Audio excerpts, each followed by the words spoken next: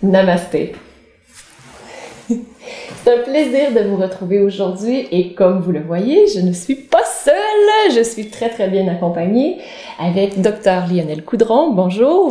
Bonjour, bonjour Maryse. C'est un plaisir de vous accueillir aujourd'hui, que vous puissiez partager ce que vous faites de mieux, partager la yoga thérapie et ce qui vous passionne à propos de la yoga thérapie et de l'être humain surtout qui est devant vous et comment vous voulez l'aider à gérer ses émotions, à améliorer son quotidien, à améliorer sa santé.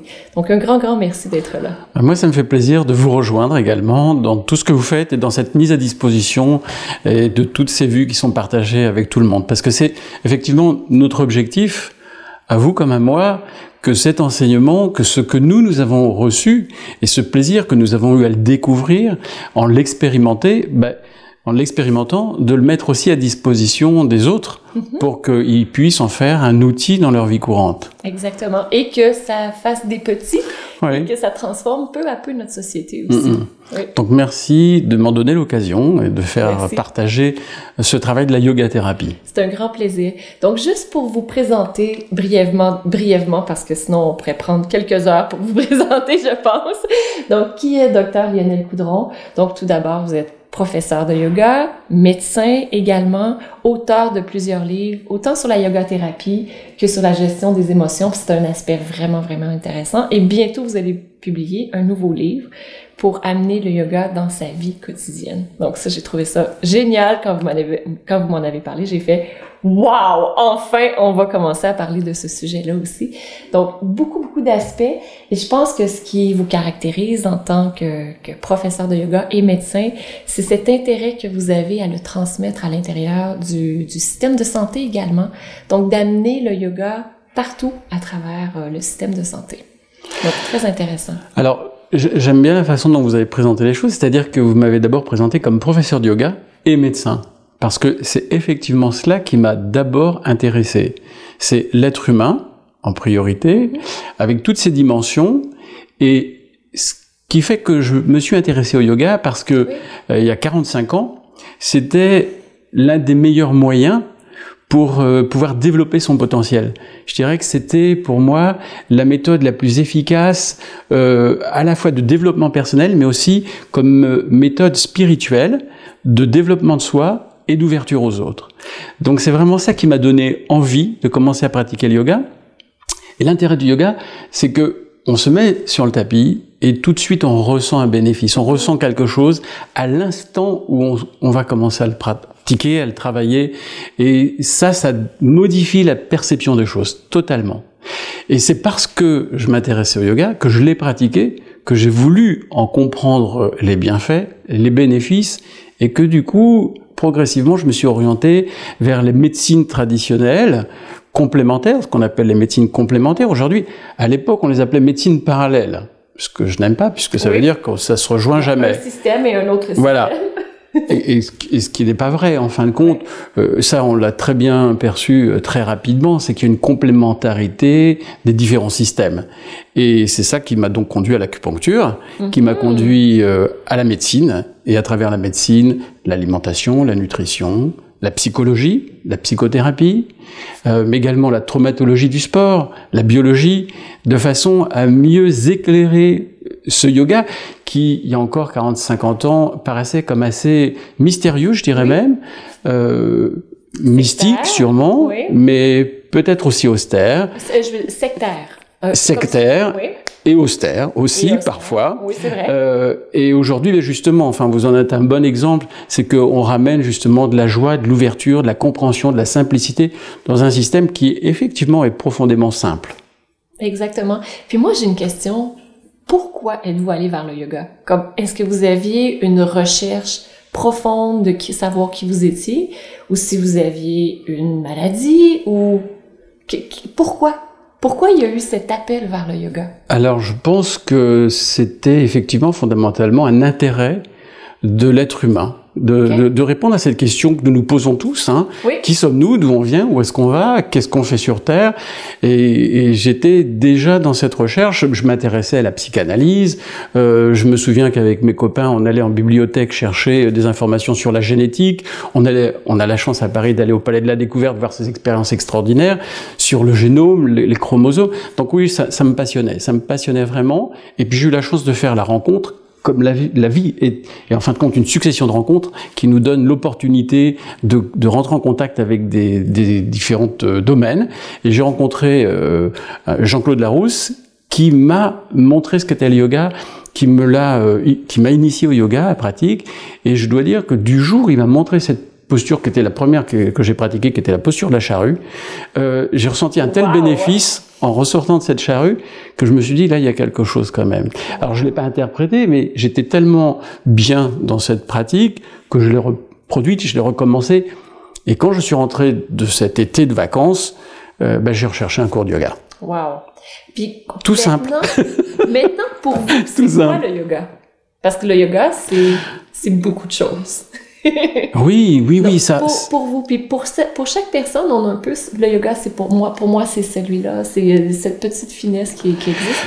Pour vous, c'est quoi? Alors justement, le yoga, ce qui moi m'a aussi intéressé, c'est non seulement un moyen de se transformer, de ressentir, de se connecter avec ce que l'on est vraiment. Ça, je crois que c'est ce qui fait le déclic. Mais c'est aussi quelque chose de touche à tout.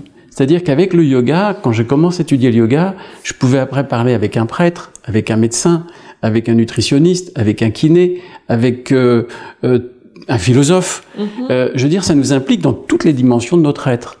Et du coup, le yoga, c'est pas qu'une chose, c'est une multiplicité de choses qui sont en accord avec la vie. Et c'est vrai que certains, Alexis Carrel par exemple, pouvaient dire le yoga c'est la science de la vie. Et c'est vrai que d'une certaine façon, alors qu'on l'appelle yoga ou qu'on l'appelle d'un autre nom, hein, parce qu'il n'y a pas que le yoga tel qu'on peut l'imaginer.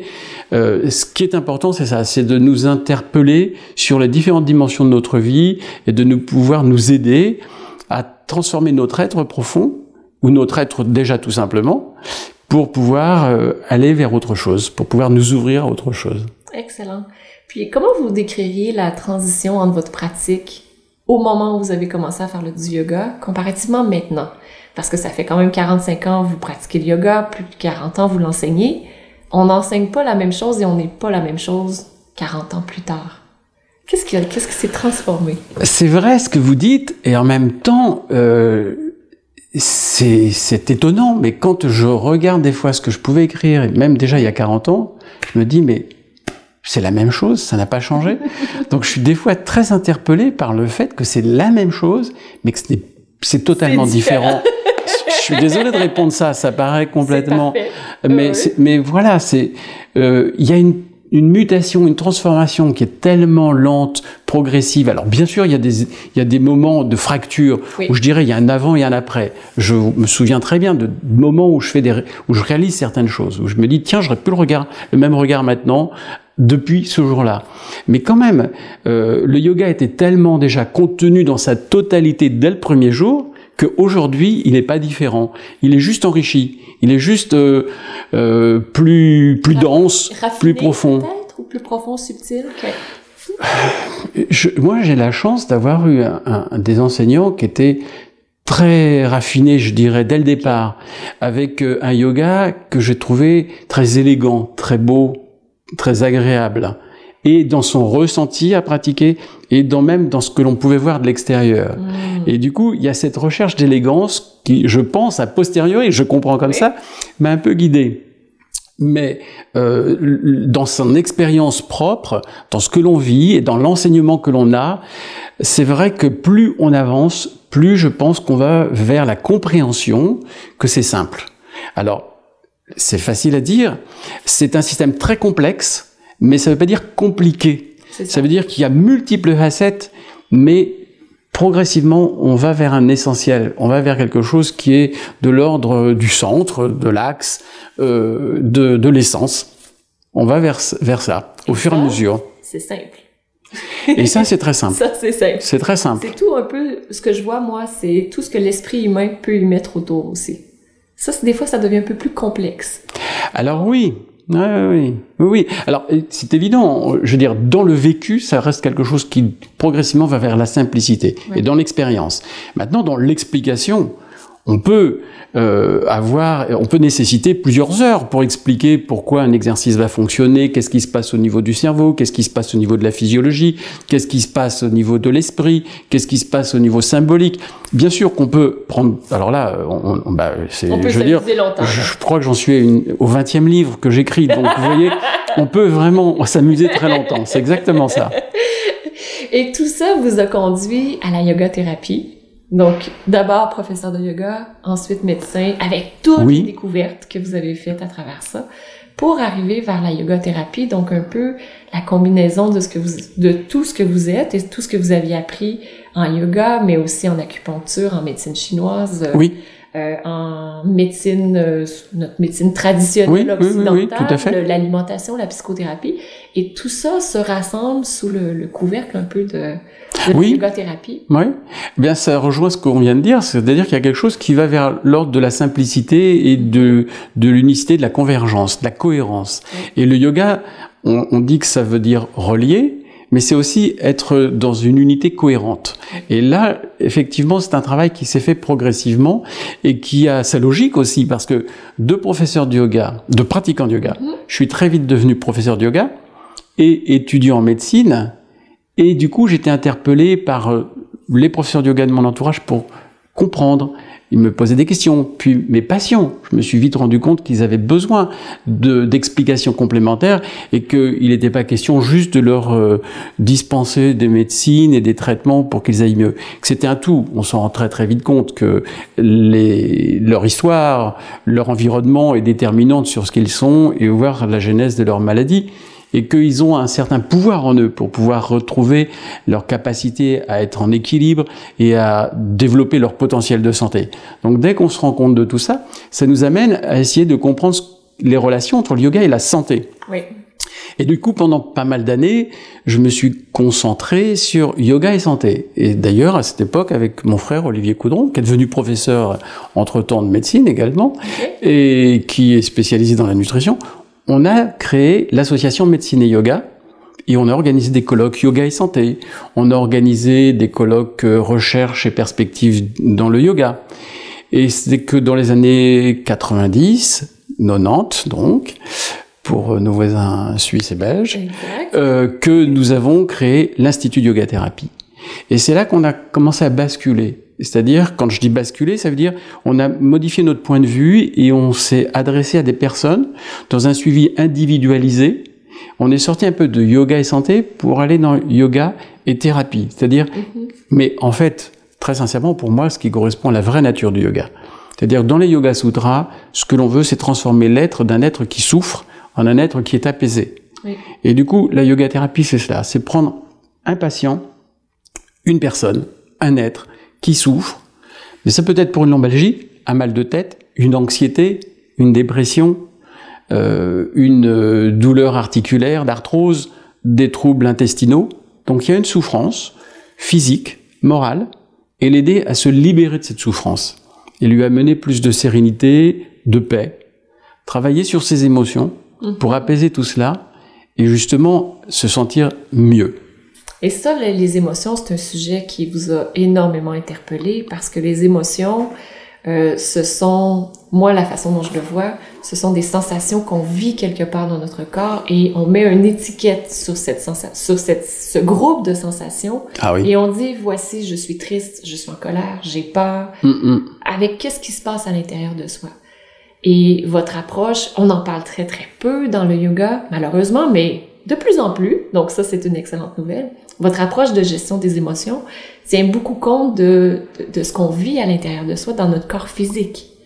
Alors oui, c'est ça qui m'a profondément interpellé, c'est qu'en fin de compte, très rapidement, on se rend compte que les émotions, elles sont au centre de notre vie, en permanence, et qu'elles sont tellement centrales qu'on ne s'en rend même pas compte.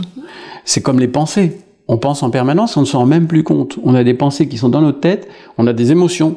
Et là, je suis vraiment ravi que vous insistiez sur ce point. C'est que les émotions, elles sont pas dans la tête, elles sont dans notre corps. Et c'est ce qui fait la valeur du yoga, et c'est ce qui fait sa puissance, c'est que le yoga agit sur notre corps. J'entends des postures, j'entends de la respiration.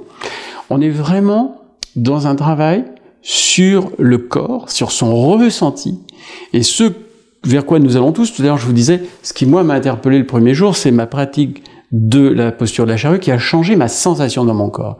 Et quand j'ai été libéré de ces tensions dans la nuque, que j'ai apaisé ma respiration parce que j'étais dans une posture en fermeture, dans la charrue, que ma tête était dans une posture inversée, donc avec un afflux sanguin qui était modifié, quand je suis revenu, j'avais une sensation différente. J'étais dans un état différent. J'étais dans une émotion différente. Oui. Et ce sur quoi travaille le yoga, c'est sur notre état. On a parlé d'être, oui. Mais un être, ça se caractérise par un état. C'est le verbe être. Je suis dans un état. Eh bien, une émotion, c'est un état particulier. Et il y a un certain nombre d'émotions. C'est pas variable à l'infini, qui sont définies, des émotions primaires, et qui vont colorer nos actions au quotidien, et qui vont nous amener à des pensées, qui vont nous amener à des actions, à des attitudes. À des paroles. À des paroles, absolument, automatiquement, sans même qu'on puisse justement les contrôler. Et c'est cela qui va pouvoir créer un grand nombre de souffrances, ou au contraire, qui vont nous amener vers un état d'apaisement et qui vont nous permettre de nous sentir mieux dans notre vie, dans notre relation avec les autres, sur le chemin de notre vie, en fait. Et c'est ce que vous enseignez aux professeurs de yoga que vous formez et aussi aux professionnels de la santé. Alors, oui, je dois dire qu'aujourd'hui, je ne forme pas de professeurs de yoga. Ah, ok. Non, je forme que des professeurs de yoga à la yoga-thérapie ou des thérapeutes, médecins, kinés, ergothérapeutes, physiothérapeutes, psychologues, psychothérapeutes, dentistes, infirmiers, qui veulent utiliser le yoga comme outil complémentaire, donc les outils de la yoga-thérapie, dans leur pratique professionnelle. Alors, ce sont tous des personnes qui ont obligatoirement fait une pratique de yoga, mais qui ne sont pas nécessairement professeurs de yoga pour les thérapeutes. Parfait. Voilà, donc on a à peu près dans notre formation, on va dire 60% de professeurs de yoga et 40% de personnes du monde médical. Excellent, donc ça permet d'amener ce mode de pensée dans le monde médical. Oui, parce que les médecins, mais les thérapeutes ont besoin de ça. C'est des êtres humains, hein? Ce sont des êtres humains, et qui sont conscients que leurs thérapies souvent sont limitées. Oui. Et on a tous besoin, en tant qu'être humain, de sens dans ce que l'on fait. C'est ça. Je veux dire, que ce soit la vis que l'on va faire rentrer dans le bois, on a besoin de comprendre son sens. On a besoin de savoir que ce qu'on est en train de faire, ça va être un placard qui va servir à ranger des affaires et qui va permettre d'améliorer la qualité de la vie d'une personne qui va s'en servir. Eh bien, quand on est médecin, on a besoin aussi de savoir qu'il y a un sens dans ce que l'on fait. Quand on est infirmier, quand on est ergothérapeute, on a besoin de comprendre que ce que l'on fait va apporter plus de paix à l'autre. Et dans une compréhension beaucoup plus globale, on va dire holistique, complète, qui intègre les différentes facettes. Et ça, aujourd'hui, de par l'hyperspécialisation de notre connaissance, de notre technologie, on s'en éloigne. On ne voit même plus ce que l'on est en train de faire et le sens de ce que l'on fait. Et la yoga-thérapie n'est en rien dogmatique, mais elle propose une ouverture, une compréhension de l'articulation des différents éléments entre eux. Ça met en relation les différents éléments qui nous composent, nos différentes facettes, qui nous forment, qui nous construisent, qui nous nourrissent, que ce soit notre alimentation, ou que ce soit notre relation aux autres, ou que ce soit encore notre capacité à nous émerveiller devant un paysage, devant un coucher de soleil, ou même la pluie qui tombe, et la nécessité de remonter notre col. Exactement. Et je pense que les gens qui viennent à vous, qui sont dans le système médical, ont déjà touché à ça, au fait qu'ils sont hyper spécialisés, mais qu'il y a autre chose, et ils veulent ouvrir sur ça. Il y a une grande ouverture déjà sur cet élément-là. Et qu'est-ce que vous diriez que sont les éléments les plus importants à transmettre, que ce soit aux professeurs de yoga qui veulent se spécialiser en yoga-thérapie, ou encore au personnel médical qui veut se spécialiser en yoga-thérapie? Qu'est-ce qu'on a besoin de leur transmettre? Alors, je vais peut-être vous étonner, mais le plus important, et peut-être pas le plus facile, mais le plus important, ça va être autant pour le professeur de yoga que pour le thérapeute, l'écoute. Alors, je suis d'accord avec vous que c'est rabâché, on le sait, on le dit, on le redit, mais est-ce qu'on le fait? Non. Et moi-même, en tant que professeur de yoga, j'ai mis très longtemps à le comprendre. Très longtemps. Je me suis pas intéressé, entre guillemets, à ce que l'élève ressentait. Pour moi, c'était ce que je ressentais, et puis sa pratique. Et en fin de compte, en yoga-thérapie, s'il y a bien une chose que l'on va apprendre, étant donné qu'on est justement dans une relation duelle, singulière avec quelqu'un d'autre, c'est lui poser la question, lui répéter comment vous sentez-vous, qu'est-ce qui se passe dans votre corps. Et on parlait d'émotions tout à l'heure. Et du coup, en mettant le projecteur sur ce que l'on ressent dans notre corps, on peut en prendre conscience. On peut comprendre dans quelle émotion on est, dans quel état on est. Oui. Et on peut comprendre quel est le chemin que l'on doit faire pour transformer cet état. Et là, le yoga-thérapeute va aider son élève, son patient, à prendre conscience de ce qu'il ressent.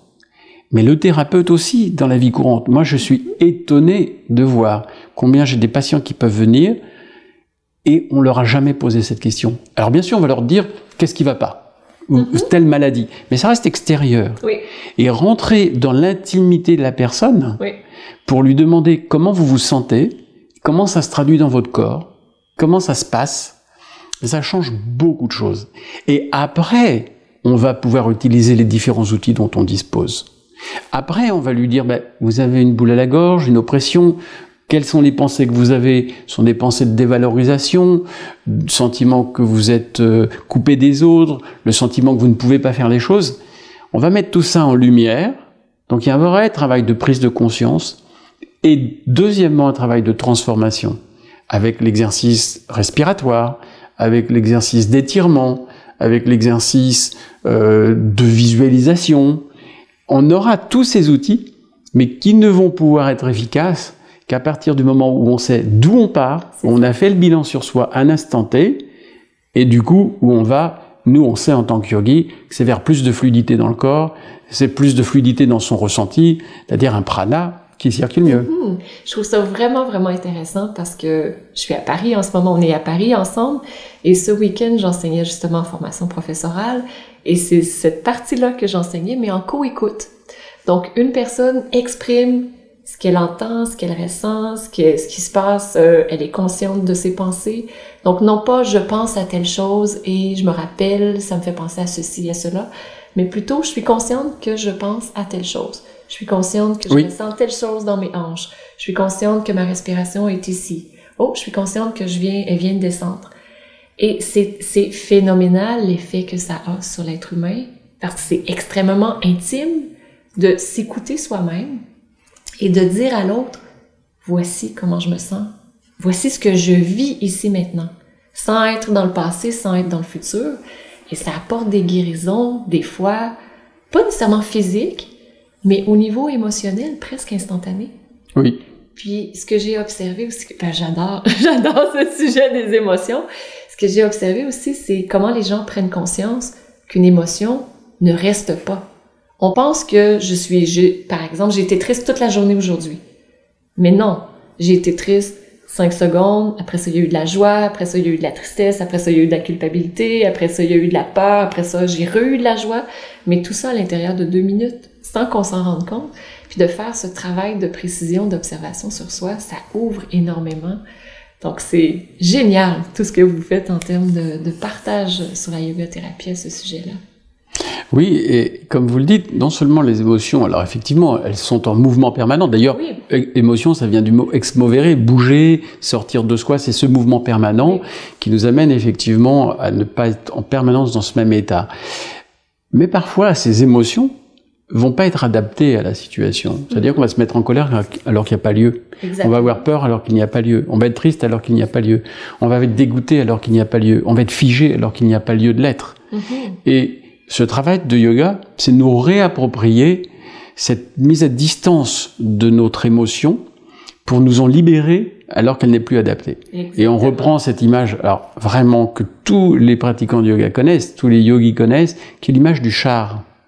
C'est-à-dire que vous avez les chevaux, vous avez le char qui est tiré par les chevaux, vous avez le cocher qui a les rênes dans ses mains, et vous avez le passager. Eh bien, cette image du char, on la reprend tout le temps pour expliquer ce qu'est le yoga. Eh bien, ces émotions, ce sont les chevaux. Ces chevaux qui peuvent nous amener là où on n'a pas nécessairement envie d'aller. Et cette impétuosité parfois des émotions, des chevaux, bien, il faut que le cocher, qui est le mental, en reprenne la direction. Et pour ça, il a le harnais, il a le lien, il a le joug, il a le yug, il a le yoga. Le mot yoga, ça veut dire joug. Oui. C'est ça ce qu'on passe à l'animal pour le diriger. Et le passager, c'est la conscience. Celui qui, lui, est capable de prendre du recul par rapport à ce voyage, qui sait où il veut aller, et qui va dire au cocher où il veut aller. Et le mental va reprendre le contrôle de ses émotions. Et le char, c'est bien sûr l'image, la métaphore de notre corps, qui doit être en bonne santé. Si on veut aller loin, il ne faut pas évidemment d'une roue qui ne fonctionne pas, un essieu qui soit tordu, ou que sais-je. Effectivement. Voilà. Donc c'est cet ensemble, et qui montre bien combien le yoga s'intéresse avant toute chose à cette émotion, à cette énergie. Et on parle beaucoup de prana dans le yoga.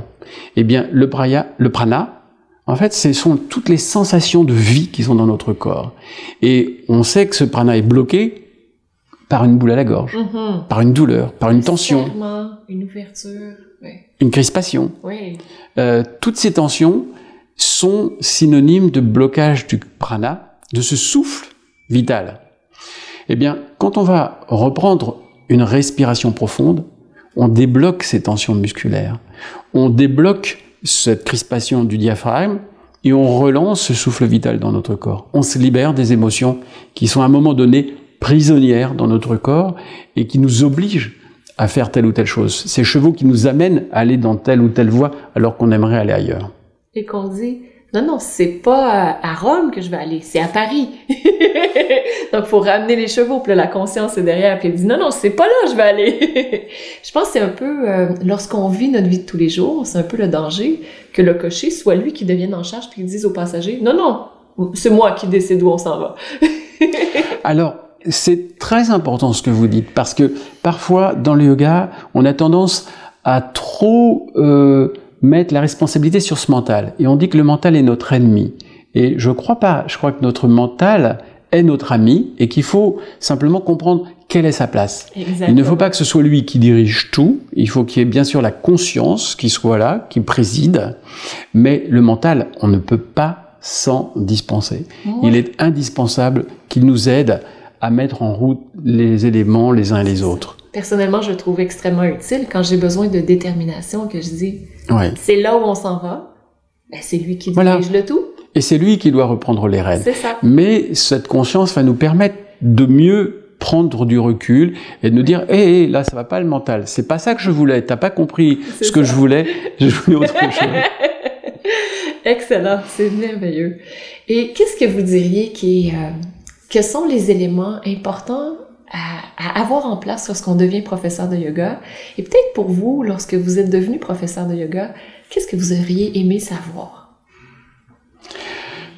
Je sais que ça fait longtemps, mais en même temps... Non. Moi, je me souviens très très bien que ce que j'aurais aimé avoir à ce moment-là, c'était effectivement la compréhension d'un certain nombre de mécanismes.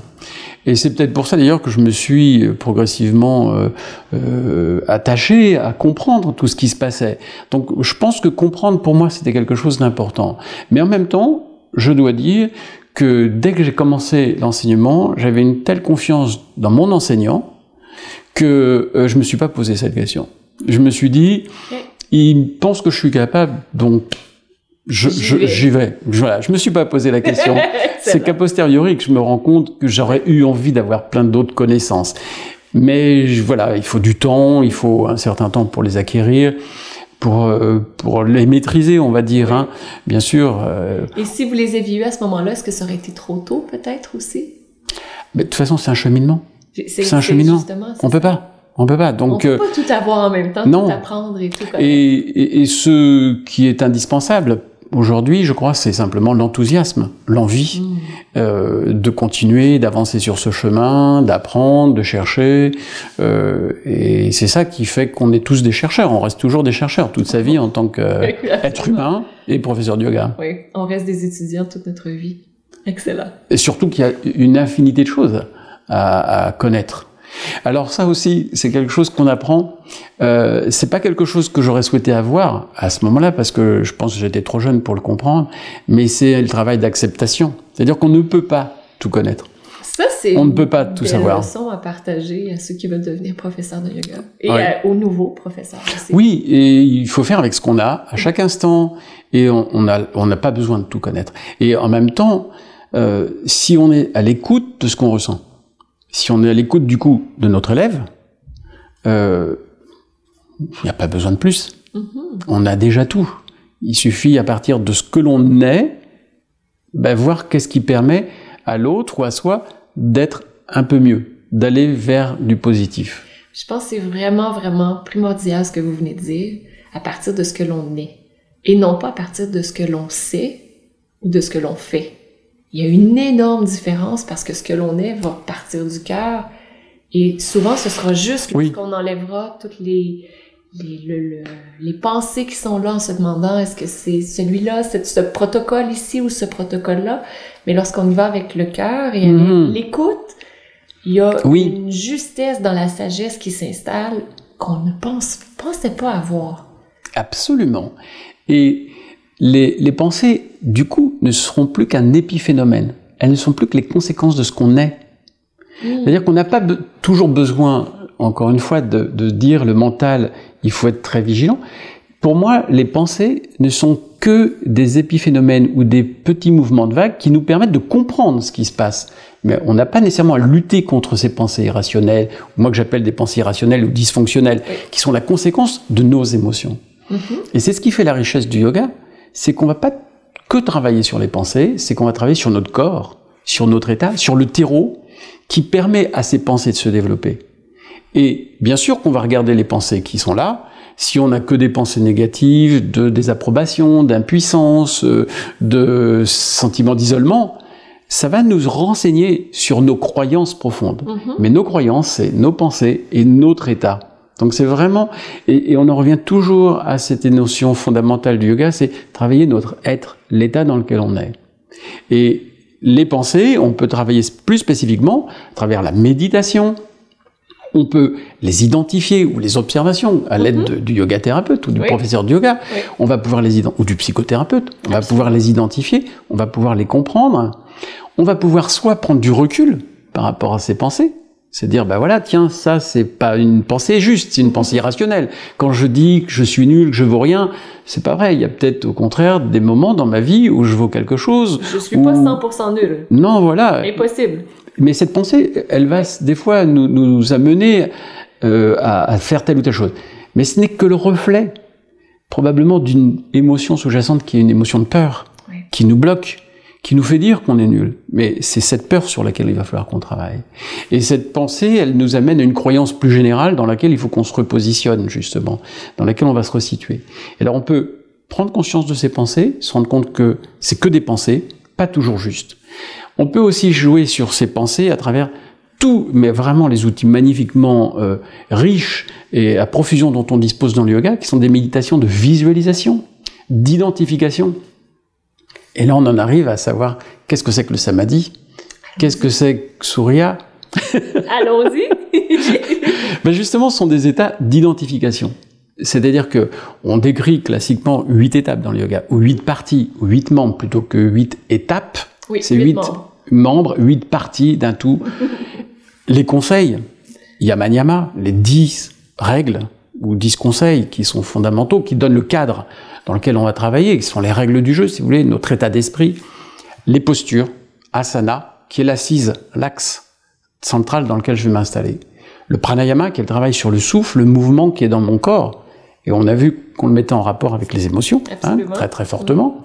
Et puis après, il y a le travail sur les sens, la sensorialité et le mouvement. Parce qu'il ne faut pas oublier que le pratyahara, ça travaille sur les indriyas, qui sont des indriyas d'action et des indriyas de perception. Donc c'est non seulement ce que j'entends, ce que je vois, ce que je sens, mais aussi quand je tousse, quand je bouge, quand je me gratte.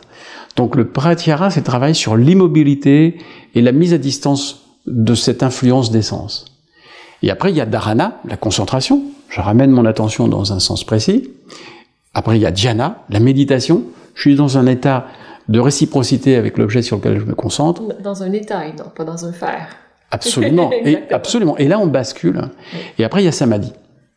Et samadhi, c'est l'état d'identification sur lequel je médite. C'est-à-dire qu'on n'est pas que dans l'observation, on n'est plus dans l'observation, on n'est plus dans la mise à distance, on est dans l'identification. Je médite sur une fleur, je deviens la fleur. Et du coup, j'en prends aussi toutes les propriétés. Et ça, c'est largement décrit dans les Yoga Sutras, chapitre 3, où on a vraiment l'explication de ce qu'amène chacun des états de méditation.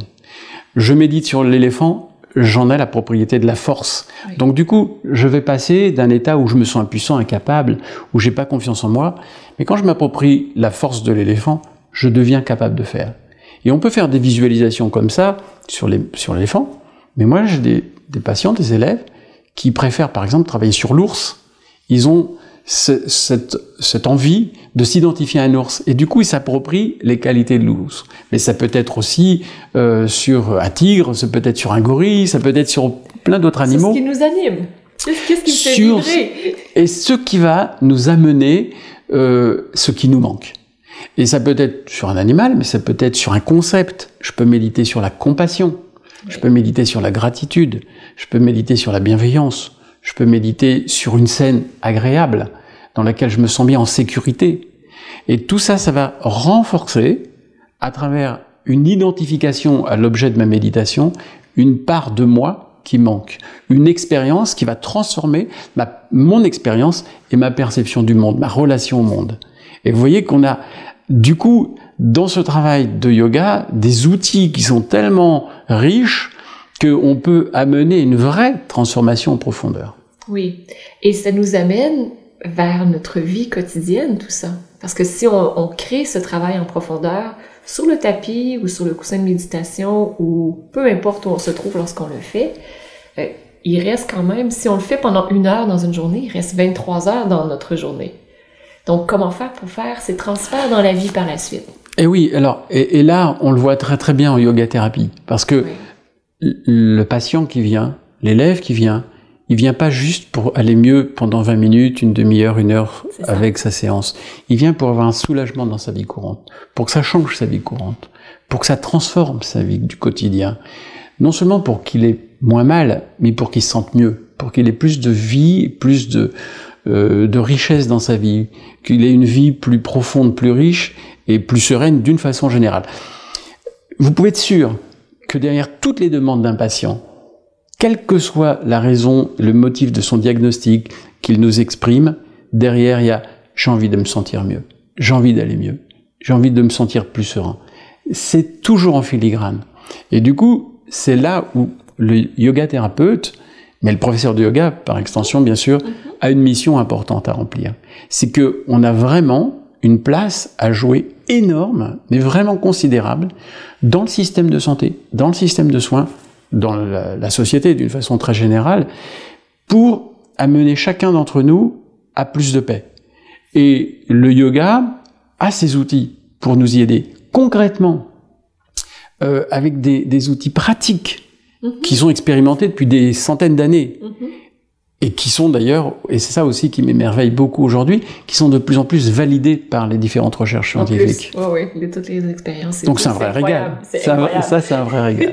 On a vraiment beaucoup de chance, parce qu'entre justement, il y a 45 ans, où c'était un peu la foi, la croyance qui nous animait, pas seulement parce qu'on l'expérimentait, on le voyait bien, nos voisins aussi, hein, sur le tapis d'à côté, et dit, moi je me souviens de Jean-Pierre, qui était un très vieux monsieur, pour moi à l'époque, il avait 40 ans, vous vous rendez compte? Une jeunesse maintenant. Absolument. Et il expliquait combien, depuis qu'il s'était mis au yoga, il avait plus mal au dos. Enfin, je veux dire, c'est d'une banalité. Mais c'est en cela. Mais il y a combien de gens qui ont mal au dos? Voilà, donc on savait que ça marchait. Mais aujourd'hui, on sait à travers plein d'études qui sont faites, hein, qui ont montré que la pratique du yoga permettait d'être un très bon traitement des lombalgies chroniques. Donc c'est majeur, parce que c'est quand même une des raisons essentielles des arrêts de travail aujourd'hui en termes de santé publique, c'est important. Eh bien, donc il y a cette complémentarité de cette pratique qu'on pouvait avoir déjà il y a plusieurs dizaines d'années, et que des milliers et des millions de yogis avant nous ont pratiqué, et cette complémentarité des études validées aujourd'hui qui apportent justement la compréhension de ce qui se passe et qui valident que c'est efficace. Donc c'est quand même important, parce que c'est pas juste une croyance. Et c'est pourquoi aujourd'hui, on sait que ça a toute sa place dans le système de soins et que chaque professeur de yoga, chaque yoga thérapeute a un rôle à jouer à sa place, hein, pas du tout en remplacement du médecin, de l'infirmier, du kiné, mais une complémentarité. Mais on a toute notre place également à assumer à travers ce que l'on peut apporter à chacun des patients. Et comment on peut faire comme professeur de yoga pour prendre la place qui nous revient et pas seulement que la place, je dirais, sur le travail postural? Parce que oui, le travail postural, c'est un élément important, mais maintenant, le yoga est beaucoup vu comme étant juste des postures, alors qu'on sait tous les outils qui sont disponibles, qui sont à notre disponibilité. Oui. Comment, comme professeur de yoga, on peut prendre cette place? Alors, je crois que ça, effectivement, on a peut-être eu tort à un certain moment d'avoir vu le yoga que comme des postures, et on a oublié que le yoga, à l'origine, c'était de la méditation. C'est ça. Dans les Yoga Sutras, on ne fait pas mention de posture, hein. Il y a 2 lignes sur la posture, mais c'est la posture méditative de toute façon dont on parle. Donc on a oublié que le yoga c'est de la méditation. Donc il faut que les professeurs réapprennent la pratique de la méditation avec la spécificité des méditations du yoga qui sont des visualisations, mais bien sûr dans les premières lignes des Yoga Sutras, chapitre 1, entre le verset 11 et verset 17, on dit que la première des choses, c'est prendre du recul. Il faut développer le témoin, l'observation. Donc là, on est dans le mouvement général de tout ce qu'on appelle la mindfulness, la prise de conscience, l'observation. C'est le préalable. La méditation de type prise de conscience, observation, elle est essentielle. C'est le point de départ. Et ça, c'est vraiment clairement expliqué dans ces Yoga Sutras qui ont 2000 ans, rappelons-le. Mais on a ces méditations d'identification dont je parlais tout à l'heure. Le samadhi, c'est un travail qui nous permet de développer l'expérience et modifier profondément nos croyances. Donc, le professeur de yoga, il faut qu'on redéveloppe ces outils, il faut qu'il se les réapproprie. Pour autant, ce n'est pas que cela. Ce sont aussi des postures, ce sont des respirations. Oui. Et ce sont aussi les yamas et niyamas. Et ce sont les yamas et niyamas. Exactement, ce sont des règles. Et parmi ces règles, il y a l'observation, il y a svadhyaya, se connaître, étudier, s'observer. Et du coup, c'est peut-être l'originalité que nous avons dans ce travail de yoga thérapie, c'est de développer ce que je vous disais tout à l'heure, la prise de conscience de ce qui se passe à un moment donné. Avec la question, comment vous sentez-vous? Qu'est-ce qui se passe là dans votre corps? Et de toujours ramener au corps. Pas que uniquement sur des pensées qui peuvent justement se développer à l'infini. Non, ramener sur l'état dans lequel on est. Parce que moi, ce que je me dis toujours, c'est si je suis en contact avec mon corps, qui est un objet concret, comparativement à mes pensées, si je me dis je vais essayer de mettre mon attention sur mes pensées, c'est difficile. Parce que ça va, c'est très volatigieux, oui, tout à fait. Ça bouge beaucoup. Si je mets l'attention sur mon corps, que je développe cette attention, cette concentration, l'observation sans jugement, que je ressens ma cuisse qui est en train de se renforcer, ma hanche qui est dans telle position, déjà, ça développe énormément cette capacité de concentration qu'on veut avoir par la suite pour la méditation. Et le corps est un outil extraordinaire sur lequel se concentrer. Oui, et en plus, il nous ment pas le corps. Non. Il peut pas nous mentir. Je veux dire, si je me dis, je suis bien, alors ça, par exemple, c'est de la consultation courante. Quand vous posez la question à votre patient, comment allez-vous? Il vous dit, ça va. Mais ça va, ça veut rien dire. Ça veut rien dire. Ça va, mais ça va bien? Oui, ça va bien. Mais peut-être qu'il est en train de vous dire, ça va bien parce que je gère mon mal-être. Et si vous lui demandez, mais comment ça se passe dans votre corps? Qu'est-ce que vous ressentez dans votre corps? Ben là, il va vous dire, je suis pas bien dans mon corps. Je ressens des douleurs, je ressens de la gêne, je ressens des tensions, je ressens des blocages. Et du coup, le corps ne vous ment pas. Parce que il exprime exactement l'état dans lequel vous êtes à un moment donné. Alors ça ne veut pas dire que vous ne puissiez pas avoir des douleurs et que vous ne puissiez pas faire avec, mais l'émotion qui va être générée par les douleurs, c'est celle-là à laquelle vous allez vous intéresser. Exactement. Et c'est ça qui va pouvoir vous permettre de transformer même votre relation à la douleur. Oui. Parce qu'on sait que malheureusement, on peut amplifier une douleur parce qu'on en a peur. Tout à fait. Parce qu'on la trouve injuste. Oui. Parce qu'on ne sait pas comment faire et qu'on est complètement déprimé face à cette douleur. Et lorsqu'on amène notre attention sur cette douleur, elle se modifie, elle se diffuse, elle grandit, elle rapetisse, elle bouge, elle est vivante. Et souvent, lorsqu'on la traverse, mon expérience personnelle, c'est que lorsque je la traverse, cette douleur, après, elle part. Et là, c'est magique. Oui, et ce que vous dites là, ça exprime bien magique. Que si cette douleur, on l'accepte telle qu'elle est, on va avoir moins de conséquences de cette douleur. Oui. Or, ce qui se passe la plupart du temps, c'est qu'une douleur, on ne l'accepte pas. On s'y confronte. Alors, ça ne veut pas dire qu'il faille faire avec les douleurs et qu'il faille s'en contenter. On est bien d'accord. On est bien d'accord. Mais nous, ce que l'on peut faire en yoga, c'est de permettre de prendre de la distance par rapport à cette douleur pour ne pas avoir la double peine qui se rajoute à la douleur. En plus de cette douleur, on va avoir une douleur majorée parce qu'on va être tendu, crispé, etc. Alors, en même temps, et ça c'est quand même aussi, si on parle des douleurs, la vertu du yoga, c'est qu'elle peut agir aussi sur les causes de la douleur. C'est-à-dire que des raideurs, par exemple, on va pouvoir s'en libérer. Un corps douloureux, un corps qui grince parce qu'il manque d'huile, ben ça, on peut redonner de la fluidité. J'adore l'image. C'est vrai que des fois, on se sent comme ça. Ah oui, alors qu'on est des êtres mobiles. On doit pouvoir bouger avec fluidité. Et ça, le yoga nous l'apporte en priorité. Excellent. C'est superbe.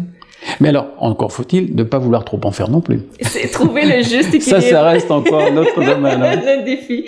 Regardez, quelle est ma tendance habituelle? Est-ce que j'ai tendance à l'exagération? Si oui, comment je peux apprendre la modération? Oui. Ouais. Excellent. Ouais. Est-ce qu'il y a quelque chose que vous voudriez nous partager en guise de conclusion qui est important pour vous, que vous dites, ça, c'est une des grandes leçons que j'ai apprises, ou encore, ça, j'aimerais ça que tout le monde le sache. Et qu'est-ce que vous voudriez nous partager? Eh bien, que non seulement on peut s'observer, mais on peut observer aussi, bien sûr, la nature. Et que les animaux sont des grands maîtres. Et que les animaux, si vous avez un chien, un chat, vous le savez, vont s'étirer plusieurs fois par jour. Moi, je regarde ma chatte puis je me dis, moi, c'est comme ça, je devrais faire chatte à sa Eh bien, voilà. 10 fois par jour. C'est exactement ça. Donc, s'il y a vraiment juste peut-être une chose que je pense qui devrait être connue par tous les professeurs de yoga, mais vraiment tous les professeurs de yoga, c'est tout simplement l'exercice de base que tous les animaux font plusieurs fois par jour. On appelle ça en médecine la pendiculation. En quoi ça consiste? Tout simplement. J'ai aucune idée, la pendiculation. Voilà. Les appendices? Les médecins ne connaissent pas, les kinés ne connaissent pas, les vétérinaires ne connaissent pas, et les professeurs de yoga maintenant connaissent.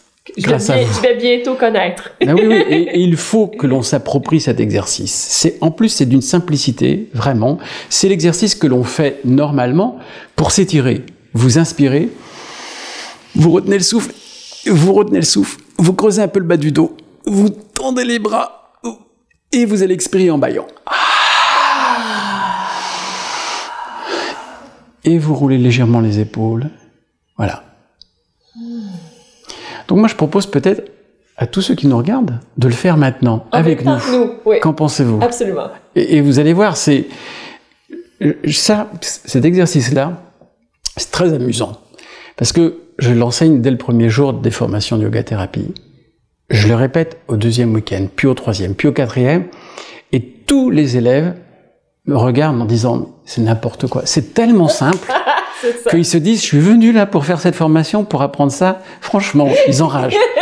Mais quand 2 ans après, ils viennent présenter leur mémoire et qu'ils expliquent que cet exercice, ils l'ont fait faire à leurs élèves, à leurs patients, et qu'ils disent qu'en un quart de seconde, enfin, en 10 secondes, ça a changé l'état du patient, sa façon de penser, sa façon d'être, ils disent plus la même chose. Oui, c'est étonnant. Donc, on va le refaire. Oui. Et c'est pas compliqué. Vous êtes assis, vous inspirez, vous étirez les bras, vous retenez le souffle, vous creusez le bas du dos, vous étirez bien les bras, ce que les animaux appelleraient les pattes avant. Si vous êtes debout, vous tendez les pattes arrière et vous allez expirer en bâillant, en ouvrant grand la bouche. Vous roulez un peu les épaules pour remettre de la fluidité. Et on n'est plus dans le même état. Excellent. Voilà. Vous voyez, quand on dit qu'on va vers la simplicité. Je le fais semblable, cet exercice. Eh oui. Plusieurs fois par jour, je m'étire. Ben voilà. Oui. Et ça, on l'a oublié en tant qu'être humain, pour 1000 raisons, mais pas les animaux. Les animaux le refont.